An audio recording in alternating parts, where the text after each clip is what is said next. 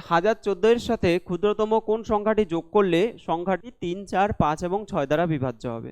তো এই ক্ষেত্রে আমাদের প্রথমে কি করতে হবে, এই যে সংখ্যাগুলো আছে এই সংখ্যাগুলোর লসাগু বের করতে হবে। অর্থাৎ 3, 4, 5, 6 এগুলোর আগে আমরা লসাগু বের করে নেব। তাহলে 2, 3, 2 দুগুণে 4, 5, 3 দুগুণে 6, 3 দিয়ে 3 একে 3, 2, 5, 3 একে 3, 5 দুগুণে 10, 3 10 30, 30 দুগুণে কত হয়ে যাচ্ছে?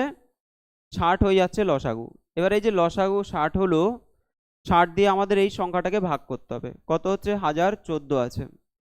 তো দেখো 60 একে 60, এখানে 1, 6 4 10, এখানে 4 হয়ে গেল।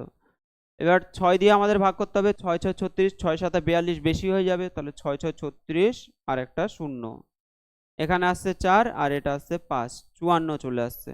তো দেখো এখানে বলছে যে 1014 সাথে কত যোগ করলে, তাই না, কত যোগ করলে আমাদের অত দ্বারা বিভাজ্য হবে। তাহলে কত যোগ করতে হবে? যদি বিয়োগ বলতো তাহলে আমাদের 54, যদি 1014 থেকে যদি 54 বিয়োগ করতাম তাহলে সেটা 60 দ্বারা বিভাজ্য হতো। কিন্তু কত যোগ করলে বলছে, তাহলে 54 সাথে আরো কত যোগ করলে 60 হবে? অর্থাৎ এই 60 থেকে আমাদের 54টা মাইনাস করতে হবে, সেটা হলো 6, আমাদের আরো 6 যোগ করতে হবে। অপশান বি হয়ে যাবে সঠিক অ্যান্সার।